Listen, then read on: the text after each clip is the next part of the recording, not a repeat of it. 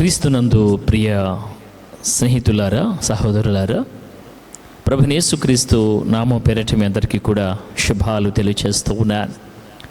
మరొకసారి ఈ రీతిగా మీ ముందుకు వాక్యం ద్వారా రావటానికి కృప చూపిన దేవునికి మహిమ కలుగునుగాక. ఈరోజు దేవుడు మన పట్ల దాచి ఉంచిన మేలు గొప్పది, మన నిమిత్తము దేవుడు దాచి ఉంచిన మేలు గొప్పది అనే అంశం మీద ఒక చిన్న సందేశాన్ని మీ ముందు ఆశపడుతూ ఉన్నాను. వాక్య భాగం చదువుకుందాం.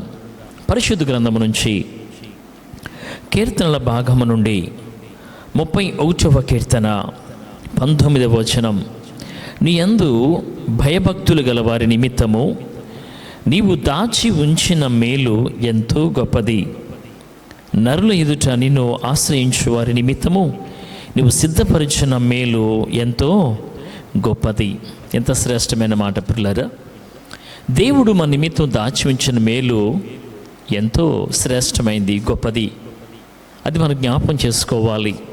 ఎందుకంటే బైబిల్లో అనేకమైన పేర్లు, దాదాపు 272 పేర్లు నేను చదివినప్పుడు ఆయనకు పేర్లు నేను గుర్తించాను. అందులో ఆయన మేలు చేసే దేవుడు, యెహోవా అందరికీ ఉపకారి. అయితే ఆయన మన నిమిత్తం దాచి ఉంచిన మేలు ఎంతో గొప్పది అనే దాని గురించి కొన్ని నిమిషాలు ధ్యానం చేద్దాం. బైబిల్లో మనం ఎస్తేరు గ్రంథంలో మొర్దెకైని మనం చూస్తూ ఉన్నాం. మొర్దెకై అనే మాటకు కొద్దిపాటి మనుష్యుడు, అల్పుడు అని మనం అర్థం చేసుకోవచ్చు. పిల్లరా, తన జీవితానికి తగినట్టుగానే ఒక చిన్న ఉద్యోగాన్ని ఆయన చేస్తూ ఉండేవాడు. మాదీయ పారశిక రాజ్యంలో మనం చూస్తుంటే ఒక చిరు ఉద్యోగిగా, వాచ్మెన్గా లేక గేట్ కీపర్గా తన ఉద్యోగ బాధ్యతలు నిర్వహిస్తున్నటువంటి మొర్దెకైని మనం చూస్తూ ఉన్నాం. ఎస్తేరు గ్రంథాన్ని మనం చదువుతుంటే మనకు అర్థమవుతుంది. అయితే మొర్దెకై తన పనిలో నిపుణత కలిగిన వాడు, నమ్మకస్తుడు. కొద్దిపాటి చిన్న ఉద్యోగమే కావచ్చు, తన పేరుకు అర్థం కొద్దిపాటి మనుష్యుడు, అల్పుడు అని మనం తలంచవచ్చు. కానీ తన యొక్క జీవితంలో శ్రేష్టమైనటువంటి దేవుని పట్ల నమ్మకం కలిగిన వాడిగా కనబడతా ఉన్నాడు. ఆ రోజు ఆయన తన ఉద్యోగ బాధ్యతల్లో, ఆ విధి నిర్వహణలో ఉంటుండగా బిగ్ధాను, తెరషు అనేటువంటి ఇద్దరు ద్వారపాలకులు, రాజు యొక్క ద్వారపాలకులు బిగ్ధాను, తెరషు అనే ఇద్దరు వ్యక్తులు రాజును సంహరించాలి, చంపాలనే ఉద్దేశంతో ఒక దురాలోచన కలిగి ఉంటారు. అయితే ఆ యొక్క ఆలోచన మొర్దెకైకి తెలుస్తుంది. అయితే మొర్దెకై వారితో ఏకీభవించకుండా, వారితో కలవకుండా, వారి ఆలోచన ప్రకారం నడవకుండా, ఏ విధము చేతనైనప్పటికీ కూడా నేను రాజును కాపాడుకోవాలి అనే ఉద్దేశంతో అతడు ఆ యొక్క సందేశాన్ని రాజుకు సముఖాన్ని తెస్తాడు. గమనించండి, ఈలోపు ఏం జరిగింది తెలుసా? చూడండి, ఎస్తేరు గ్రంథంలో మనం చూసినట్లయితే పిల్లరా 3వ అధ్యాయం 1వ వచనంలో మనం చూస్తూ ఉన్నాం. నేను చదువుతాను. అక్కడ మనం చూసినప్పుడు రాజు ఘనపరుస్తూ ఉన్నాడు. ఎవరిని? ఈ సంగతులైన తరువాత రాజు అహష్వేరోషు హమ్మెదాత కుమారుడును అగాగీయుడునగు హామానును ఘనపరిచి వాని హెచ్చించి వాని పీఠమును తన దగ్గరనున్న అధిపతులందరికంటే ఎత్తుగా ఉంచాను. ఇక్కడ మొర్దెకై ఈ పరిస్థితి చూస్తూ ఉన్నాడు. అరే, రాజు కొరకు నేను ఒక మంచి సమాచారం తీసుకొచ్చాను, రాజు ప్రాణాన్ని కాపాడుతూ ఉన్నాను, కానీ ఇక్కడ ఘనపరచబడుతుంది వేరే వ్యక్తి అని ఏమాత్రం కూడా అతను అసూయపడలేదు, నిరాశపడలేదు. తన పనిలో నమ్మకం కలిగి ఉన్నాడు. రాజు నన్ను గుర్తించకపోయినా నా దేవుడు నన్ను చూస్తూ ఉన్నాడు అన్నటువంటి నిరీక్షణతో, నమ్మకంతో అతడు కనిపెడుతూ ఉన్నాడు. ముందే చెప్పాను, ఆయన మన నిమిత్తం దాచి ఉంచిన మేలు ఎంతో గొప్పది. అయితే ఎప్పుడైతే ఈ విషయం రాజు సముఖానికి వెళ్తుందో విచారణ చేస్తే నిజమని తేలింది. పిల్లరా, నిజమని తేలింది. అప్పుడు ఏం జరిగిందో మనందరూ తెలిసిందే.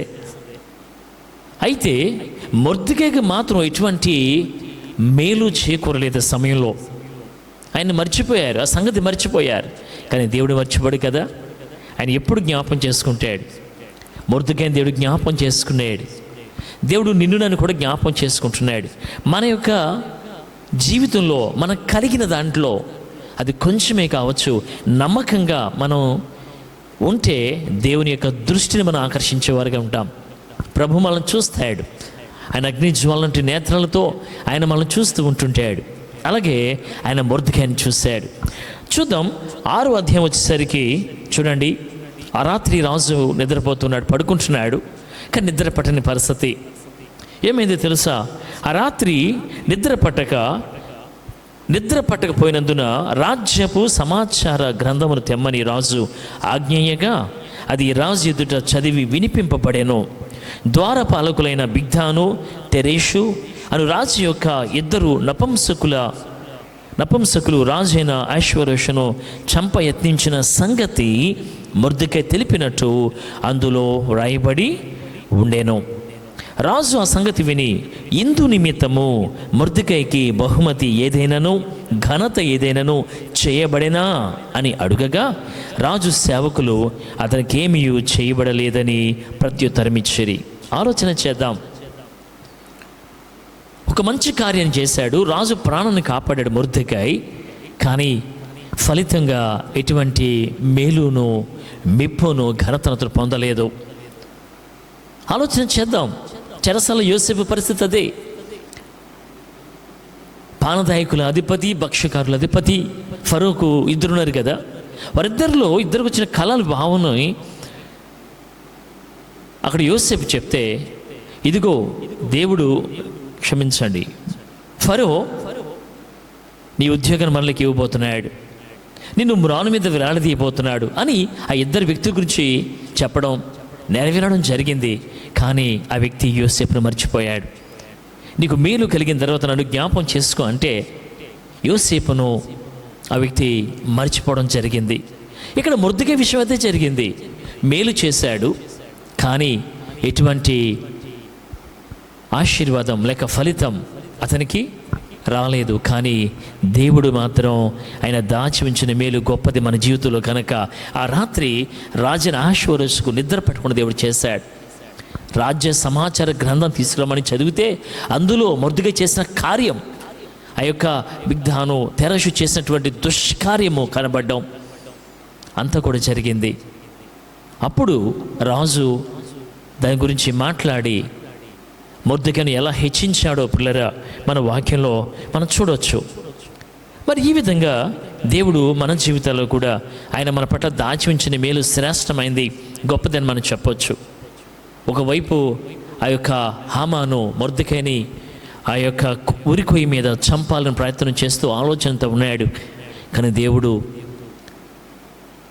గొప్ప కార్యం చేశాడు. మరణం నుంచి తప్పించడమే కాకుండా మొర్దెకై జీవితంలో ఒక ఉన్నతమైనటువంటి కార్యాన్ని దేవుడు మేలును చేశాడు.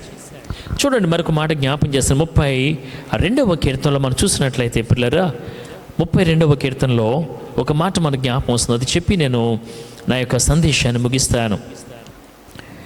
ఇక్కడ 33వ కీర్తన 18వ వచనం, వారి ప్రాణమును మరణం నుండి తప్పించుటకును కరువులో వారిని సజీవులుగా కాపాడుటకును యెహోవా దృష్టి ఆయన యందు భయభక్తులు గల వారి మీదను ఆయన కృప కొరకు కనిపెట్టు వారి మీదను నిలుచుచున్నది.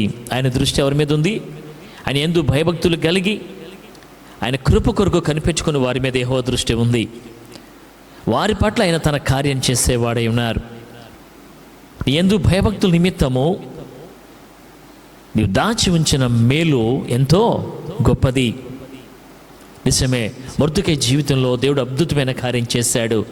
దాచి ఉంచిన మేలు గొప్పది, అది తన జీవితంలో కనుపరిచాడు, జరిగించాడు. నా మనందరి జీవితాల్లో కూడా దేవుడు అటువంటి కార్యములను జరిగించునుగాక. మొర్దెకై వలె మనము ఉన్న దాంట్లో, కలిగిన దాంట్లో ఆ కొంచెంలో నమ్మకస్తులుగా ఉందముగాక. ఆమేన్. దేవుడు మేము దీవించునుగాక. ఆమేన్. వందనాలు.